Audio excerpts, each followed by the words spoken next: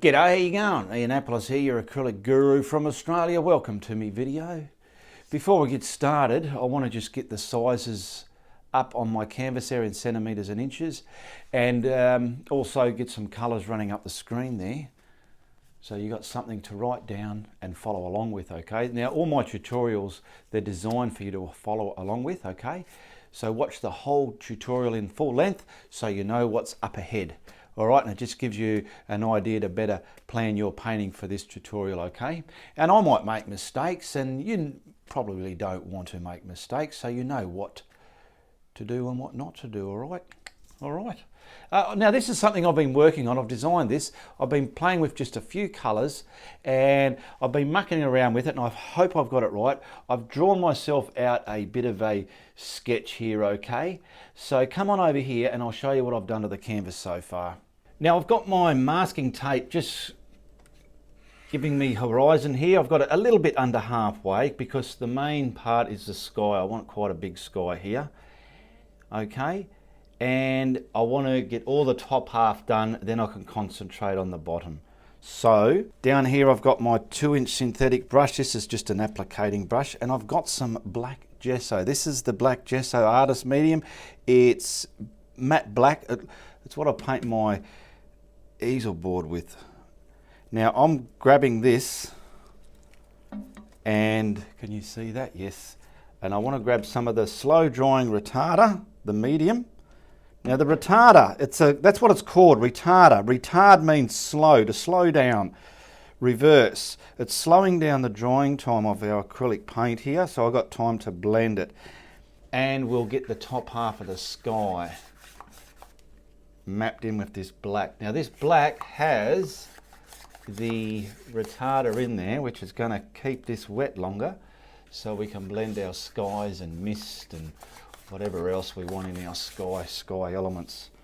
Okay, and see this flat brush, it just gets it on there without any messing around for me. So I'll get that all on the edges done.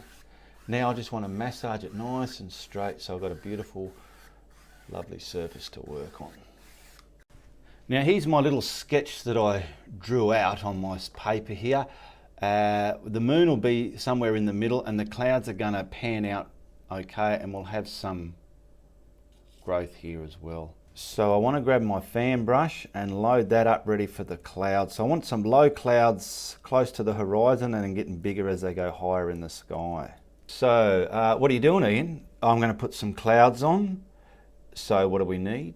I'm using the brush to put the clouds on, a blending brush, and a paper towel to wipe up the constant paint build-up. So we wanted something about here. Push it on. The top is what I want to create, and the bottom can come down into an atmospheric. Okay. Now pick up your blending brush. Keep them level though. If anything, this is going down. I want to blend that so it stays level. I'm stamping on. Okay, beautiful. Look at that. It just straight away it's picking up muck. And I want to use the brush as I'm blending to try and keep the bottom of this level. This is just mist out there. Dance that into there. Now while I'm using the gesso black, it's flat black. It's a different behavior than the gloss black out of your tube. Now I want to blend that down into the atmosphere, but be careful not to bring too much black. Wipe it, because see, I'm bringing black back into it, and if you're not aware of that, you're not going to get your white coming down into your black. Wipe it. I want that smeared. Yes, see there, you can see. And tickle the tops a little bit if they look a bit too unnatural. Okay, and we'll put something on the other side. So I've completely washed my fan brush again. I'm loading it up. We'll put something on the other side over there. So I want this one a bit higher, and I'll have another one under it. So create the top. Turn it around because I've got more. That's dirty now. I've got more clean paint here to create the body of the cloud that I want. Just about there. The blacks and whites are going to mix themselves up. Come off your painting. Now the same again, keeping the bottom level. Wipe. The paint's wet. We've got black and white contrast. It's so easy to see the difference. Wipe a bit more.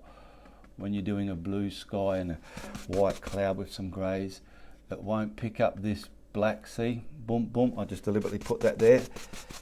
Where on this colour it's going to show that a lot easier, so you've got to be aware of that. Okay, and then I'm going to put another little one right in front of this. Everything's clean, brush is loaded up. I want to go maybe here. Just get this dark, just something a little bit different there.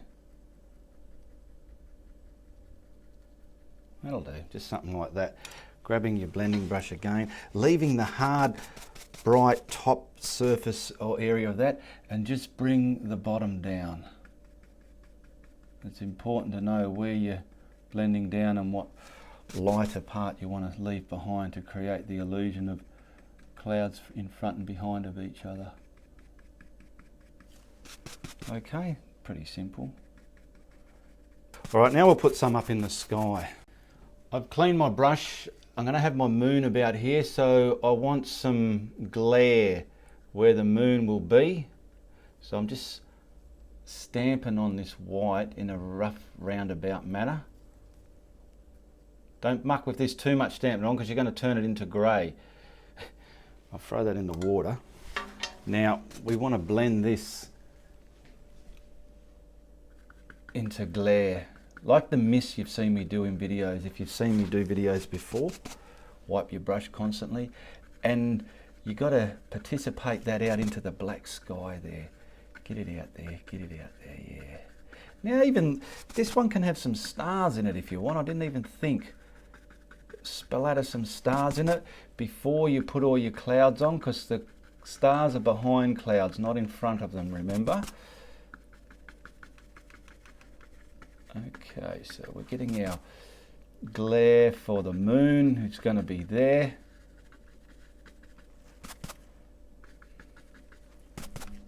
All right, I'm loading my brush up and I want some higher cloud probably coming this way and over our head. Okay, so I'm just going to load my clean brush up again. My moon's going to be there, so stamping this on. Stamping it on. Now wobbling it, creating a body of the cloud, giving it body. Body is the thickness over your head. I do this a lot. See these little arms? Try and distort those if you can. Take your time, there's no rush. There we go. Fan brush can do some great stamping, and sometimes you've got to manipulate it to change the way you want. All right, I've thrown that brush into there. I've got a brand new blending brush now, so it's not contaminated. And as you know, I want to, just from under the top, blend down, creating turmoil. So that turmoil is whooshing that black and white. You'll see it's not just an even smear like that. It's got all sorts of turmoil looking within it, okay? Get that pointing out there somewhere. Okay. Get that down there. Bring the top right off the page there. I'm not going to put shadow in this because it's a night cloud. It's just the colour it is. It's simple. Might put some yumminess if it needs it. Okay. Now, I feel that cloud needs a bottom. So I'm going to blend it in a way to get that on there. Just like something like that. Because it's mainly near the moon. The moon's brightening up some of these clouds for us to see. There we go. So we'll come here and we'll get something maybe here. Now this one's going to have a bum on it, so I'll show you. I didn't really put one on there. I just worried about the top, so I'm going to do the top on this one again. But when you're creating the body of the cloud within your head, bring some of that body down there so you can create the bum of the cloud. And that can go off the page as well. All right, I'm going to blend that one. So she's all scratchy, brush marked and everything. Your brush you're blending with is going to bring it home and make it look beautiful. So I want to create the bum of the cloud and blend the turmoil within it. Bring some of that down to the bum. There we go. Careful not to bring the black up into the white too much. You've got to find that medium and blend it backwards and forwards so you're getting the look you want. Remember, you're the artist. It's your look you're looking for, not what it should look like. Okay. And I can put yumminess on these just to bring them home. Let me show you what yumminess is for those people who are not familiar with my work. You sort of, this is going to be tapped in. Bit some over here as well. It's creating the bits in front. That'll do. Don't get too carried away with it though. And then you want to blend them down, but just in a way that you still see their magnificent glare, okay? So you'll see what happens when I blend it into here. Transfer it into the cloud. So I've made, see here now we have different look within the cloud. I call this my yumminess. You're leaving the glare there, but you're blending it down within, and it just creates that bullshit effect to your cloud. And up here. There we go. See, that's the yumminess. Look at the difference that made to that cloud, and then the same to this one. So we're bringing the bum down. If you'll see, I've put some deliberately down where the bum of the cloud is to distinguish the bum a bit better. Beautiful. And soften it down. It's so much fun to practice clouds, you'll be surprised there's just so many ways you can do them.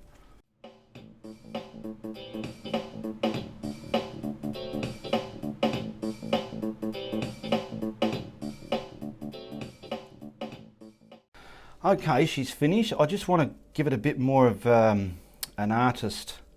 So we've got the moon's going to be there. We can put bits of this spliced through, okay, in a roundabout way. Don't overdo it.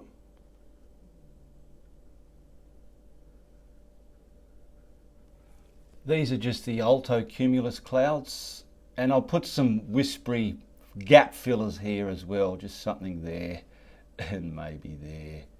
Those gap fillers look silly when you first put them on, but when you blend them down into cotton fairy floss, they look all right. They're a little bit brighter than the glare from our moon, but they're just those gap filler clouds. They don't have really a particular bottom or a top, I feel. And our altocumulus, these little long straight ones here, I'll just kind of soften them in there. They're just detail as well. Okay, we've come to the moon part. How do we put the moon on? There's so many ways we can do it. I'm going to use my pouncer. I've picked the appropriate size for the diameter of my moon, and we want the moon about there. So my pouncer needs just a slight dampness. Okay, and I'm going to load this up the way I want it to create my moon up there.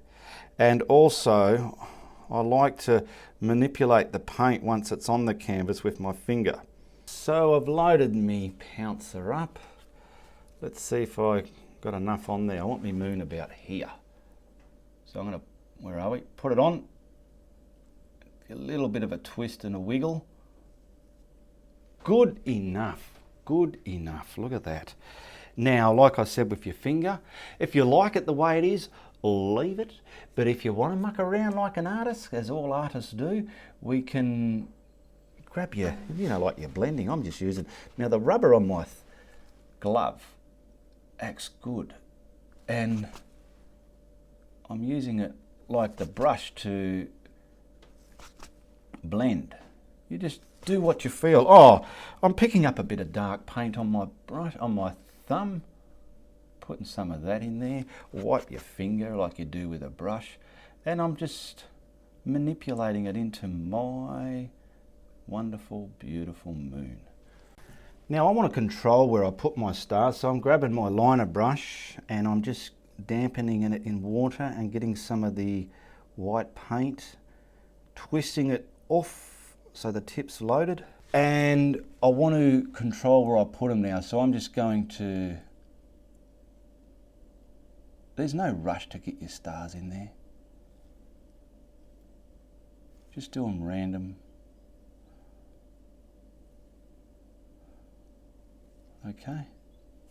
And we've got some, I want to mainly have them at the top of the painting. Some can peek through the mist there, because stars do have their own value and brightness. Do some bigger ones, make them closer and further away.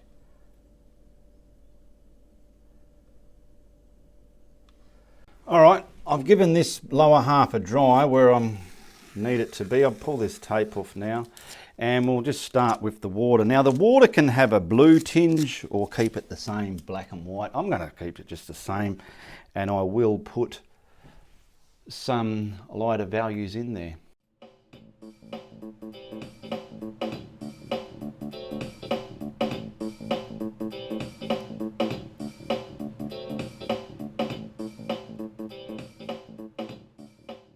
So I have more of the black gesso and some more retarder, just a little bit of retarder in there, not a lot like I put on the sky. And I want to map in the bottom half now. So we're going to use the black. Now you can dry your painting and put tape there. I'm just going to get this there like that on the edge of my brush. Get him at least pushed up to the sky without hurting the sky. I don't want to hurt the sky. And once we're confident we've got that where we want, pick up more and get the water brushed in. All right, let's go.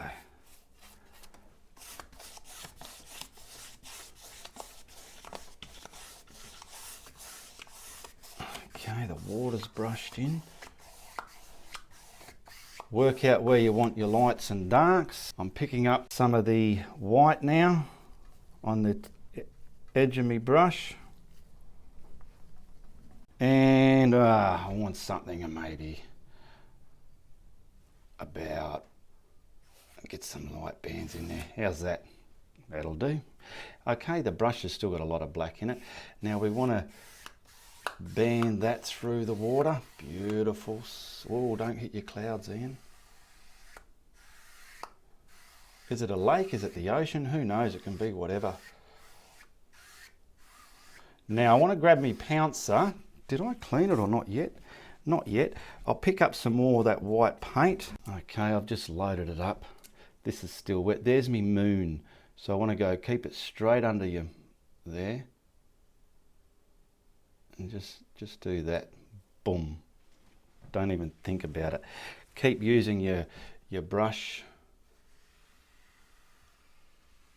And we're getting that. Wipe it.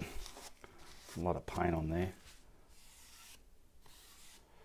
And we've got that main band. If you feel you've lost some of it like I do, it's not too bad though. It's looking all right. You'll probably want a bit out here. About there. Get him out there. There we go. Wipe the brush because there's a lot of paint on it.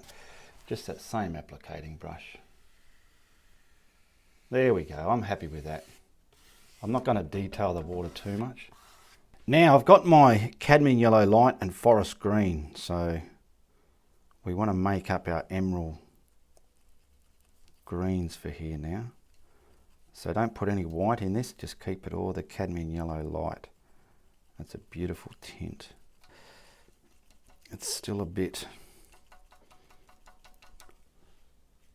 yeah, I want it more yellow. I'll just put a bit on the black there. It's not what I want. So I'm getting it more yellow.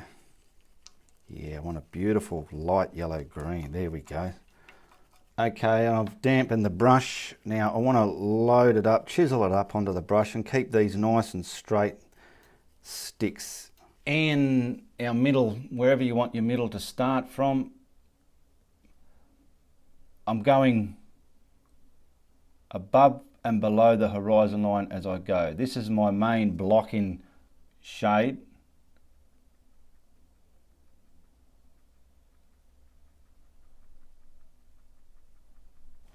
How much is above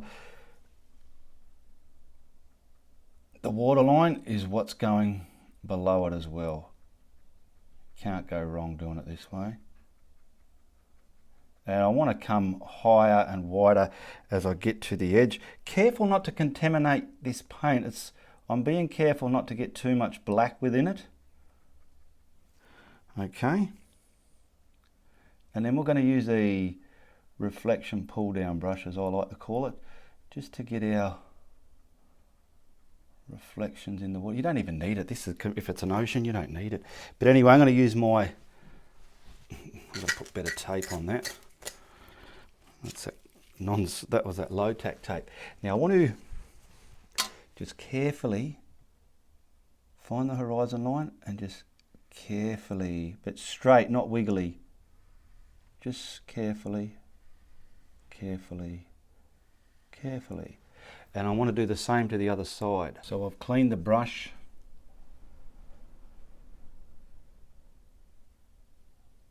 And start getting this side done.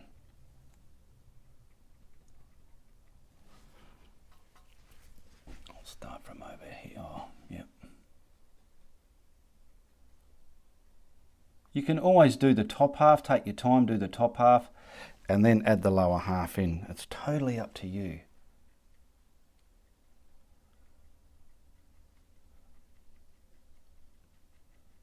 And if anything, it will go like the other side, narrower towards the middle of the painting there.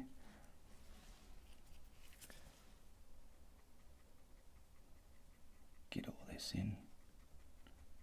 Try and make it look natural, not too uniform and even. All right, we'll grab that pull down brush again, like I did on the other side, and carefully pull it. That water is still wet. It's allowing this to happen. Not finished yet. I want to highlight it. So I've got Amarillo yellow. I want a little bit of this in there just to highlight it. Okay.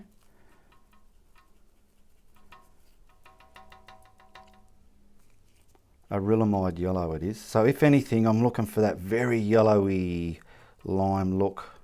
Just carefully. What I'll do my top bits first. I'll show you what I mean. So you're not trying to get everything.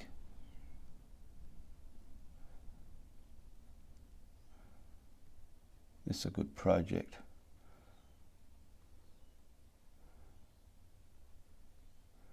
Okay, load the brush up. Let me look in the monitor. That's fine. And I'll just carefully go under in the water side where those yellow highlights need to be. Okay. Grab your brush and pull that yellow down.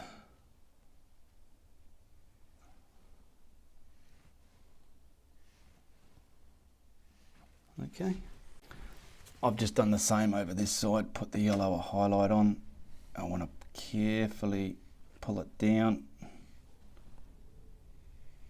Now once I've finished that, you see everything's still wet, I will just lightly come from here and go that way, and then the same over here. Lightly. All right. Now I thought for the water bird, I'll use grey and then I'll add the dark and light appropriately to the painting. Okay, so I've got my liner brush and some water there. And find any water bird you can incorporate into this.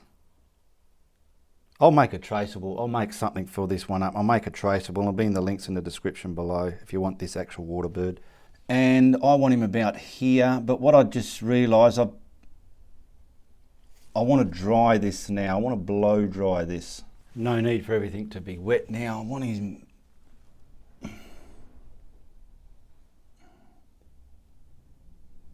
I'm just sort of getting him mapped in.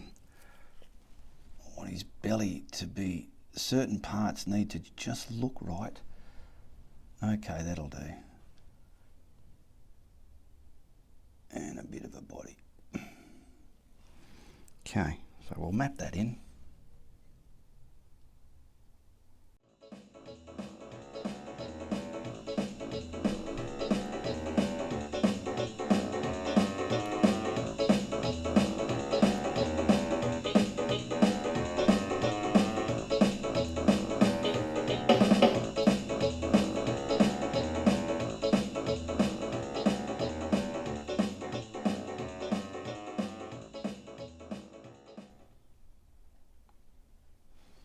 Okay, I just blocked him in off camera there.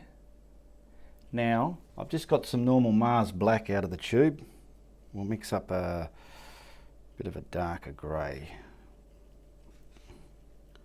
Okay, somewhere there, that'll do.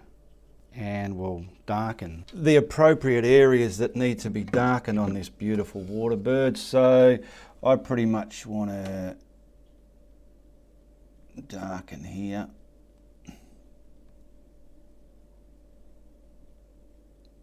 Come down his wing somewhere there, behind that one.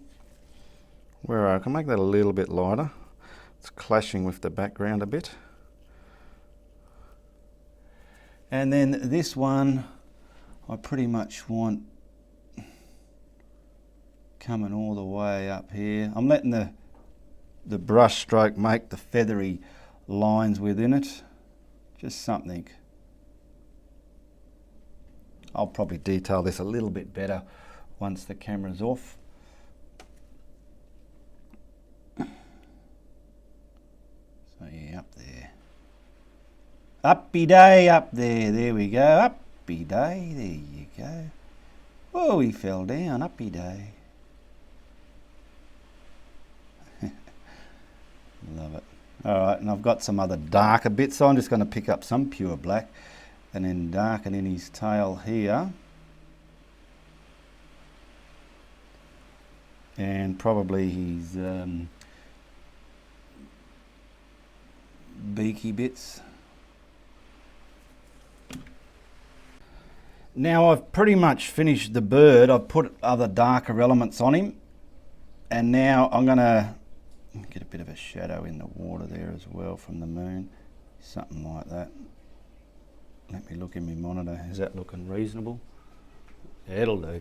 Now I want to grab the white and then highlight the top right side of the figure. So to distinguish his beak, nice and thin, I want to highlight his head.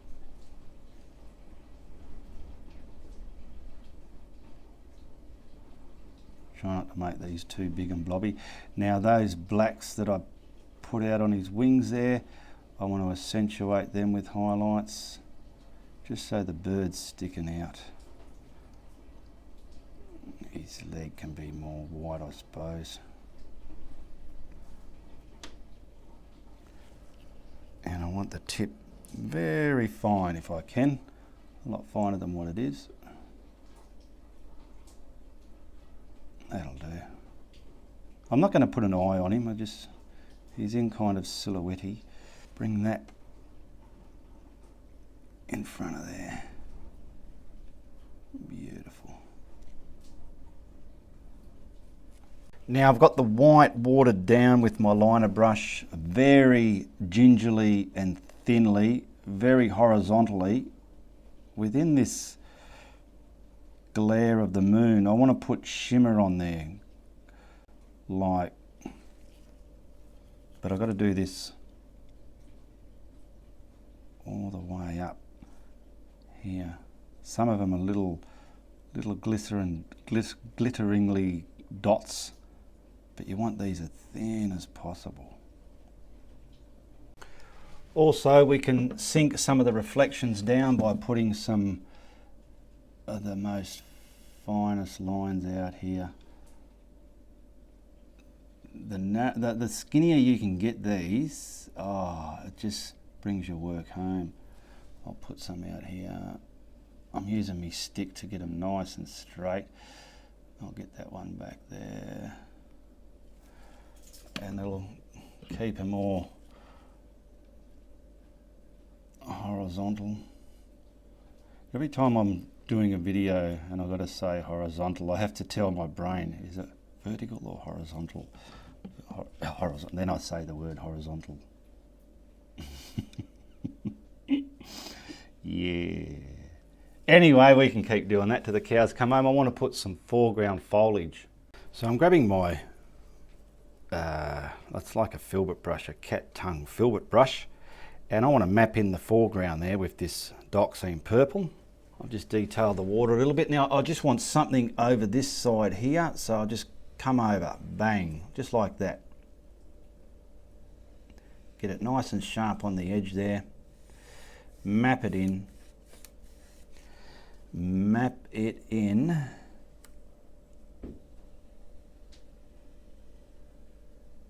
Then I will use this brush on its edge just to get that broken look here. Every now and then, up and down. I want it a bit broken and busy. I don't want a sharp straight line there. Just like that. Alright, pretty easy. Then I just want to get some white, hinder the paint in the brush with white, and then do something like this.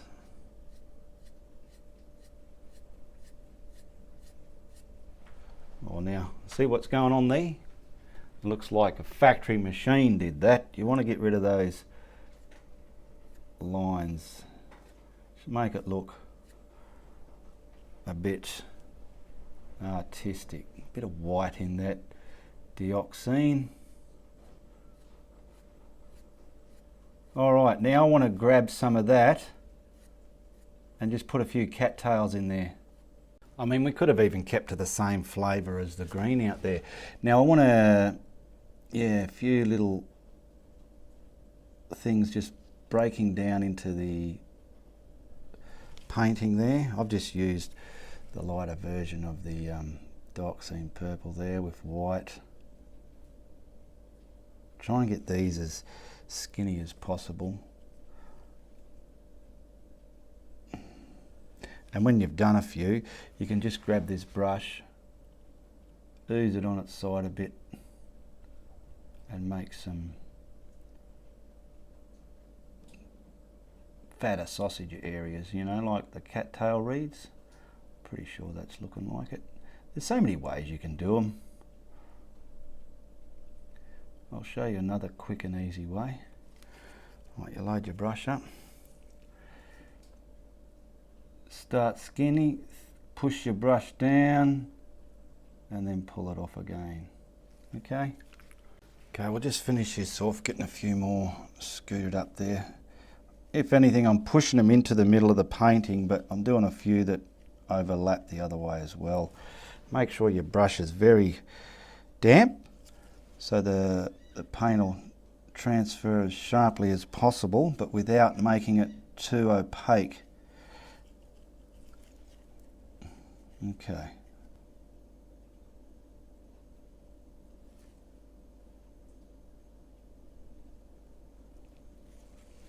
Now I want to put a signature on this. I'll sign this painting. I'm just going to use the full black. It'll stand out enough to be seen that it's an Ian Harris painting. Check out my links in the description below. There's a link to see what paintings are available to purchase, and they're all done through PayPal. There's a Patreon's link if you want to support my content on Patreon platform. There's a link to my art group page. If you want to share your art on there, you're welcome to become a member there. There's rules and regulations, just be familiar with those. And we won't forget little Steve's footprint down there.